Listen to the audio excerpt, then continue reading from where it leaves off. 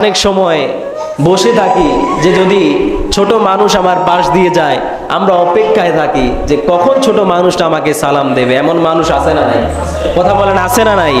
অনেক মানুষ আছে যে আমি তো বড়, আমি একটু ভাব নিয়ে বসে থাকি, আমার ওয়েটটা নিয়ে আমি বসে থাকি, আমি কেন সালাম দিতে যাব না। আল্লাহর রাসূল জানায় দিয়েছেন, ছোট হোক বা বড়, বয়সে তোমার কম হতে পারে, কিন্তু যদি তুমি আগ বাড়িয়ে তুমি সালাম দিতে পারো, তাহলে তুমি বুঝে নেবে তুমি সহজভাবে জান্নাতে যাইতে পারবে। জোরে বলেন সুবহানাল্লাহ।